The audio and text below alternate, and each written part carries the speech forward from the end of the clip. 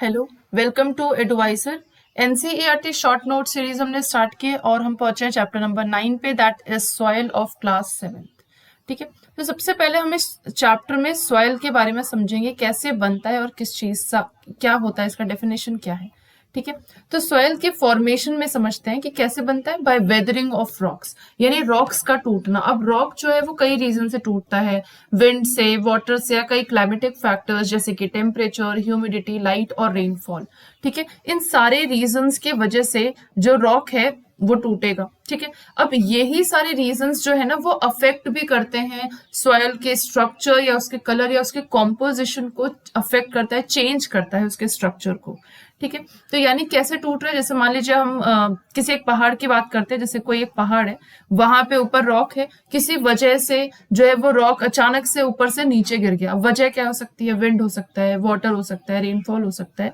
ऊपर से नीचे गया, अचानक से टकराते टकराते गया, ये रॉक जो है एक से दो हिस्सों में, 2 से 3 हिस्सों में ऐसे टूट जाएगा। और धीरे धीरे कुछ टाइम बाद, कुछ सालों बाद, जब इसी तरीके से लगातार वो गिरता रहेगा, वो रॉक में कन्वर्ट हो जाएगा। कई बार एक ही जगह पड़ा हुआ रॉक भी लाइकेंस के वजह से, एसिड रिलीज होने की वजह से भी टूट जाता है। तो बेसिकली ओवरऑल कि आपका जो सॉइल है वो बनता कैसे, bye weathering of rocks.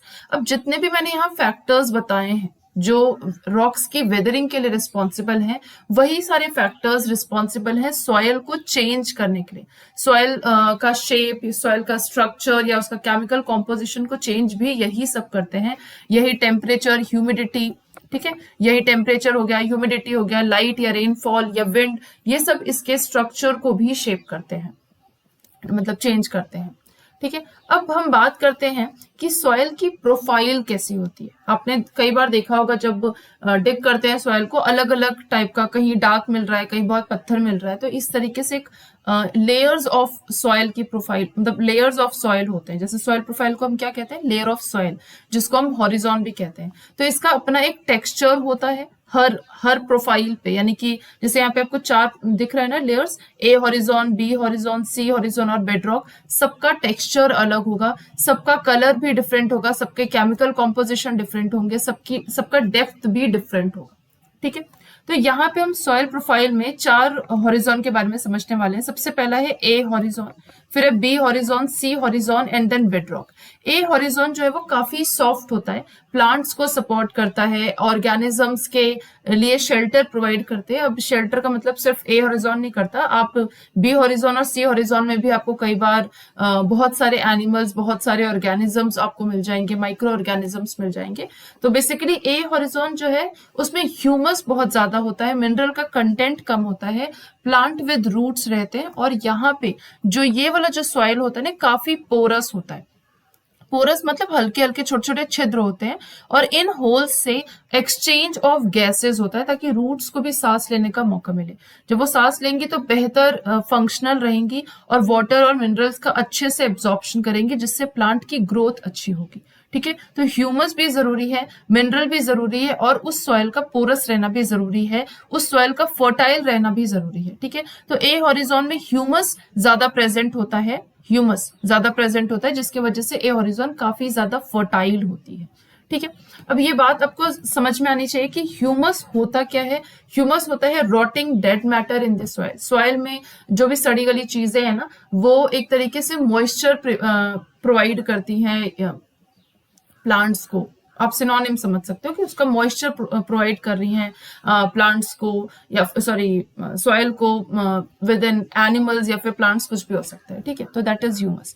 B horizon जो है वो थोड़ी सी, अगर कंपैरिजन करें उसका ए हॉरिजॉन से, काफी हार्ड होती है, कॉम्पैक्ट होती है, ह्यूमस कम होता है, मिनरल ज्यादा होता है। सी हॉरिजॉन में छोटे छोटे आपको पत्थर दिखने लगेंगे, और जो बेडरॉक होता है, दैट इज डी हॉरिजॉन जिसको भी आप कह सकते हो, वो हार्डेस्ट होता है, जिसमें बहुत बड़े बड़े पत्थर हैं, उसको डिग करना, स्पेड से डिग करना इज वेरी डिफिकल्ट। तो ये है सॉइल की प्रोफाइल।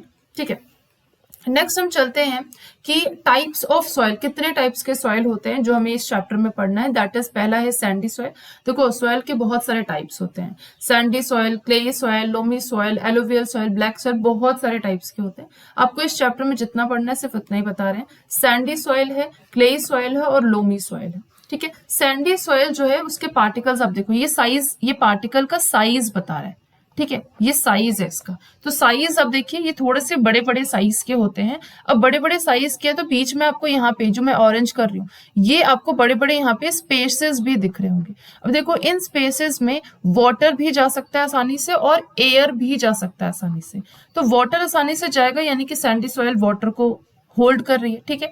लेकिन एयर भी अगर जाएगा तो वो वाटर को ड्रेन भी उतनी ही आसानी से कर देगा जितनी आसानी से वाटर गया है, ठीक है। तो ये जो सॉइल होती है वो काफी वेल एरेटेड सॉइल होती है, ठीक है, वेल एरेटेड सॉइल होती है। वाटर जो है बहुत आसानी से बहुत क्विकली ड्रेन भी हो जाता है, यानी सूख जाता है। तो जब वाटर सूख जाएगा तो काफी ड्राई हो जाएगी, काफी लाइट हो जाएगी। इसका जो वेट होता है बहुत लाइट होता है अगर वाटर को रिमूव कर दिया जाए, ठीक है। सैंडी सॉइल में सिर्फ सैंडी सॉइल होता है, that is very obvious. Sandy soil में सैंडी ही होगा, क्ले सॉइल में क्ले ही होगा। लेकिन लोमी सॉइल एक्चुअली 3 चीजों से मिलकर बना हुआ होता है, इसलिए मैंने सिंपल ये लिखा है, ठीक है। अब क्लेई सॉइल के बारे में बात करते हैं। जो क्लेई सॉइल होते हैं उसके पार्टिकल्स काफी छोटे होते हैं, ठीक है। यहाँ पे लिखा हुआ दिख रहा है आपको, पार्टिकल का जो साइज होता है वो काफी छोटा है। अब जब पार्टिकल का साइज छोटा है तो उसमें स्पेसेस भी थोड़े से होंगे, और जब स्पेसेस थोड़े से होंगे तो बहुत ही एक दूसरे को वो टाइटली पैक करके रखेंगे, तो एयर उसमें आसानी से मूव नहीं कर पाएगा, एयर आसानी से जा नहीं पाएगा। तो जितना भी पानी उसके अंदर गया है वो आराम से उसमें रुक जाएगा। एयर नहीं है तो ड्रेन नहीं होगा, और ड्रेन नहीं होगा तो जब इस क्लेई सॉइल के साथ ये जो क्लेई सॉइल के जो पार्टिकल्स है ना उसका साइज बहुत छोटा होता है, बहुत ही फाइन पार्टिकल्स होते हैं, और उसमें जब वाटर भी होल्ड कर जाएगा तो ये जो सॉइल है काफी हेवी हो जाएगी। अदरवाइज ये क्ले सॉइल ना काफी हल्की होती है, सैंडी सॉइल से भी हल्की होती है, क्योंकि इसका पार्टिकल साइज बहुत छोटा होता है। लेकिन क्योंकि इसमें वाटर होल्डिंग कैपेसिटी बहुत ज्यादा होती है, इस वजह से ये हेवी हो जाती है, ठीक है। तो यहाँ पे आपको नीचे लिखा हुआ दिख रहा है हेवी। लोमी सॉइल की अगर मैं बात करूं तो इसका पार्टिकल साइज मिक्स होता है, यानी कि सैंडी और क्ले दोनों। जो क्लेई सॉइल है वो काफी छोटा पार्टिकल साइज है, सैंडी काफी बड़ा है, तो जो आपका लोमी सॉइल है वो इन दोनों के बीच का साइज होता है, ठीक है। तो यानी कि जो लोमी सॉइल है वो 3 चीजों से मिलकर बना हुआ होता है। एक तो आपका है सैंडी, क्लेई और सिल्ट। सिल्ट मतलब रेतीली मिट्टी जिसको हम कहते हैं। तो इसका जो रेतीली मिट्टी का जो साइज होता है वो सैंडी से छोटा होता है लेकिन क्लेई से बड़ा होता है। जैसे यहाँ पे आप डायग्राम भी देखो तो डायग्राम में आपको ग्रीन कलर के जो पार्टिकल्स है वो क्या है, वो आपके दिखा रहे हैं कि ये सैंडी सॉइल है। जो आपके ब्लैक कलर के छोटे छोटे फाइन पार्टिकल्स है वो बता रहे हैं कि इसमें ये क्लेई सॉइल भी मिक्स है। और ये जो रेड कलर है वो इन ऊपर में से दोनों में किसी में नहीं दिख रहा, दैट इज सिल्ट। तो इन 3 चीजों से मिलके बना हुआ होता है लोमी सॉइल।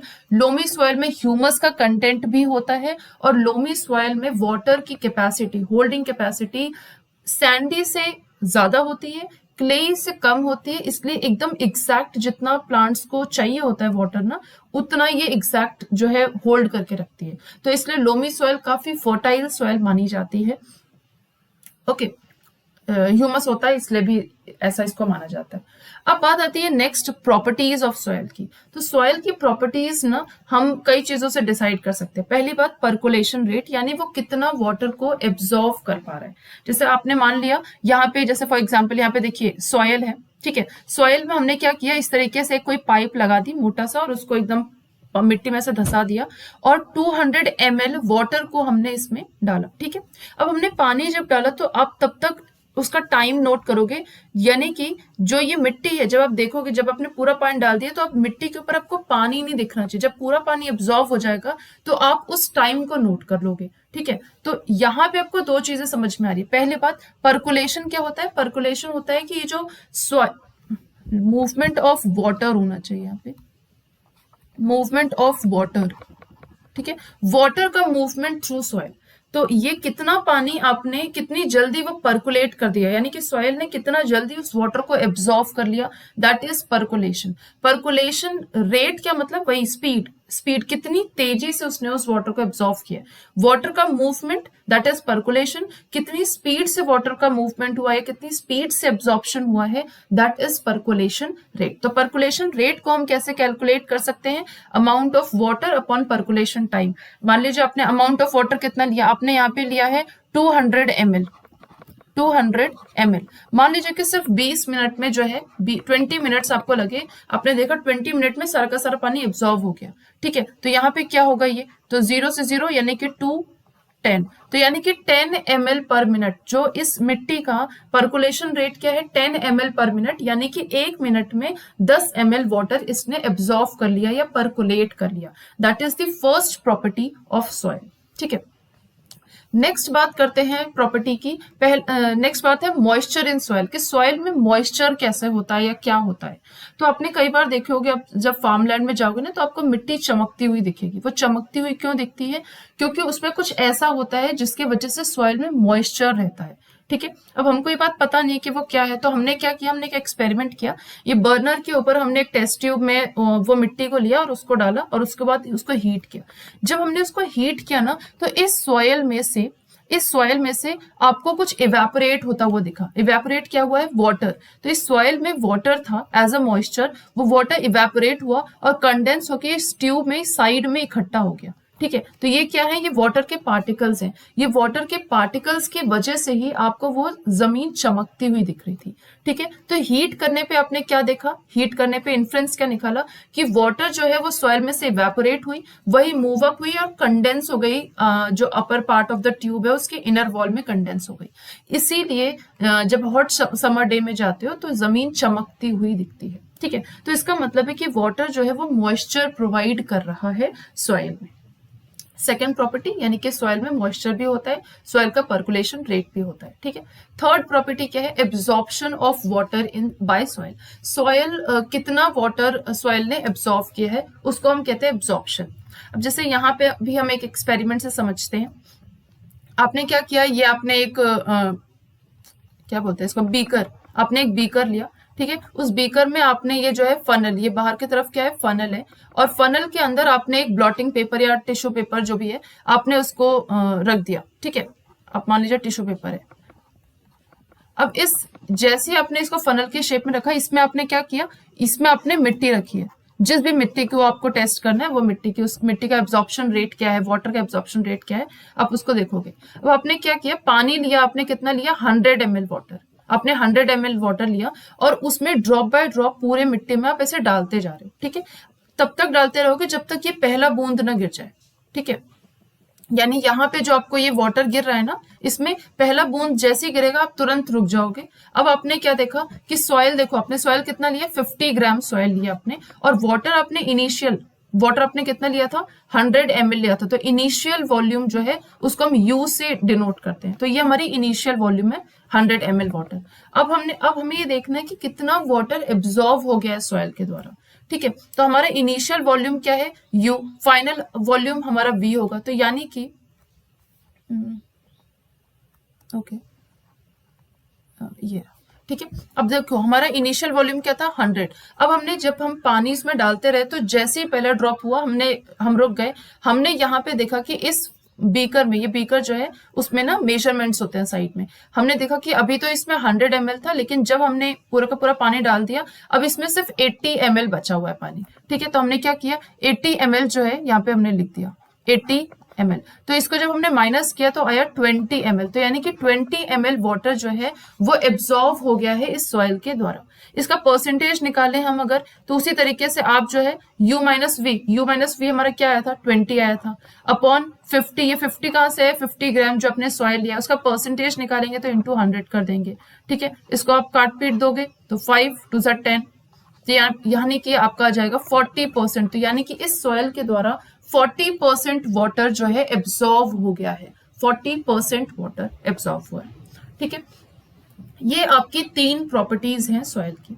अब सॉइल, आपने यहाँ पे कई सारे टाइप के सॉइल पढ़े, जैसे क्लेई सॉइल है, लोमी सॉइल है, सैंडी सॉइल है। कौन से क्रॉप्स को वो कौन से क्रॉप्स उसमें ग्रो कर सकते हैं, कौन से क्रॉप्स बेटर उसमें ग्रो करेंगे उस पर्टिकुलर टाइप के सॉइल में। जैसे क्लेई सॉइल, अब क्लेई सॉइल का जो वाटर होल्डिंग कैपेसिटी होती है बहुत ज्यादा होती है। ऑर्गेनिक मैटर अगर रहा उसमें, यानी कि वो ह्यूमस प्रोवाइड करेगा तो और ज्यादा फर्टाइल हो जाएगी। तो इस टाइप की जो सॉइल है, क्लेई सॉइल की ये जो टाइप की सॉइल है वो वीट को, ग्राम को और पैडी को सपोर्ट करते हैं। ठीक है, उसी तरीके से जो लोमी सॉइल है वो लेंटिल, यानी कि जिसको मसूर कहते हैं, मसूर को सपोर्ट करता है। टोमेटोज, कॉर्न और ओट्स इसमें ग्रो करते हैं।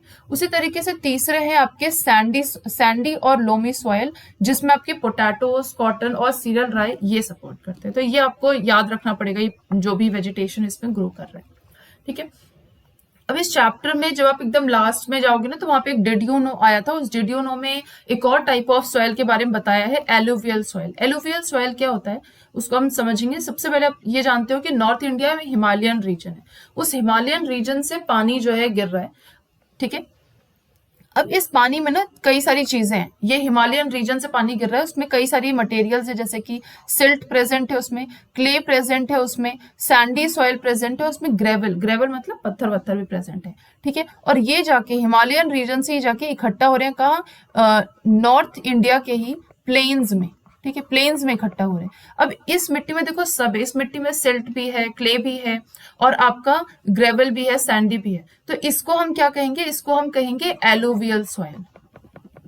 क्या कहेंगे, एलुवियल सॉइल। तो ये आपका तीसरे टाइप का सॉइल है जिसको हम कहते हैं एलुवियल सॉइल। अब इसी तरीके से जो आपका आपने इस फर्स्ट पेज में आपने सॉइल इरोजन और सॉइल पोल्यूशन के बारे में भी देखा था।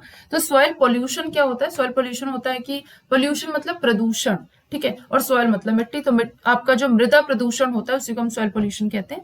ये एक्चुअली आपका जो सॉइल का जो स्ट्रक्चर है, उसका जो केमिकल कॉम्पोजिशन है, वो क्लाइमेटिक फैक्टर्स के अलावा बहुत सारी ऐसी चीजों से भी नुकसान होता है जो कि उसको काफी ज्यादा जो कि उसको पोरस नहीं रहने देती, जो कि उसको सॉफ्ट नहीं रहने देती, पूरी तरीके से खराब कर देती है। That is polythene bags, plastic, pesticide जो हम यूज कर रहे हैं अपने एग्रीकल्चर को सपोर्ट करने के लिए, जैसे फर्टिलाइजर्स, हर्बिसाइड या वीडीसाइड, ये बहुत ज्यादा नुकसान करते हैं सॉइल को नॉन फर्टाइल बनाते हैं, ठीक है।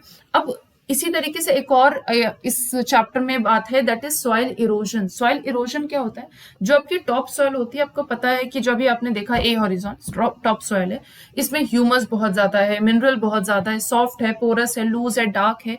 तो ये जो सॉइल है ए हॉरिजॉन, दैट सपोर्ट्स प्लांट्स, ठीक है, that support shelter for animals. तो ये टॉप सॉइल हमारे लिए बहुत जरूरी है। लेकिन क्या हो, अचानक से हवा और वाटर जो है इसको एक जगह से दूसरी जगह ले जाए, तो जिस जगह से लेके चले गए वहां का टॉप सॉइल तो रिमूव हो गया, तो वहां पे प्लांट्स जो है वो अच्छे से ग्रो नहीं करेंगे। तो यही सिंपल सी बात है कि removal of top soil by water और विंड नोन एज इरोजन। और प्लांट्स के एब्सेंस में जो सॉइल होती है वो काफी लूज हो जाती है, ड्राई हो जाती है, लाइट हो जाती है और इरोड कर जाती है। तो इसको कैसे बचा सकते हैं, हम ज्यादा से ज्यादा पेड़ लगाएं, डिफॉरेस्टेशन ना करें, पेड़ों को ना काटें, तो ये सारी चीजों को हम प्रिवेंट कर सकते हैं। तो आई गेस आपको ये सारी चीजें समझ में आई होंगी। Thank you.